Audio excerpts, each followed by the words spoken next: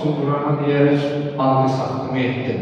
And olsun Qurana deyərək maşın aldım, maşın satdım. Bir sözlə, and olsun Qurana deyərək həyatımı Qur'anın üstündə qurdum. Amma bir dəfə Qur'anı əlimə alıb açıb oxumadım ki, o 50 il and işləyib Qur'anda Allah mənə nə deyir?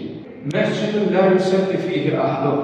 Əgər bir kənddə, bir qəsəbədə, bir yerdə məscid olar, kəndin, qəsəbənin sakinləri namazlarını məsciddə yox, evlərdə qılarlarsa, məscid boş qalarsa, qiyamət günü o məscid, o kəndin, qəsəbənin sakinlərindən şayətçi olar. Şayətçi olarsa Allah, məndə sənin üçün ibadət etsinlər deyin şahiddirlər, amma nə gələn oldu, nə gedən. Alim beynə cübhal. Bəzi təbirlərdə burada elm əhli, alim rəbbani qardaşlarım var, ustadlar, müəllimlər var. Bəzi təbirlərdə alimin ləm yüsəl ən-ilmik deyərək keçir. Əgər bir məntəqədə alim olar, amma insanlar o alimin elmindən faydalanmıyor.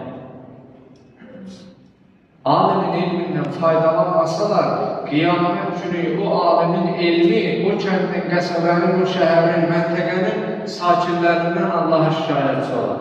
Allahım, sahibim oxudu, məndən faydalansınlar deyə. Amma nə gələn oldu, nə gedən oldu, hələ faydalanmaq qalsın bir yana, ta alim Rəbbani, nurani, ruhani üçün bəzən görürsən ki, demədikləri söz qalmır, qoşmadıqları söz qalmır. Amma dərindən düşünmüş olsaq ki, əl-üləma vərəsətül ənbiya, alimlər, peyğəmbərlər varisidir. Çıraqdakı zülməti nura qərq edən və məhz bu günlərdə bu müqəddimeyi deyən ki, burada olan qardaşlarım, bugün olmayan belə aramızda ustadlar, müəllimlər də var. Bunlar nurdular. Gərək qəlblərin həqiqətdə elə sağlığında bilək, can deyəcəksə canı sağ ikən deyilən. Dünyasını dəyişəndən sonra dastanlar, qəzəllər, şeirlər yazmaq dərdə dəyməz.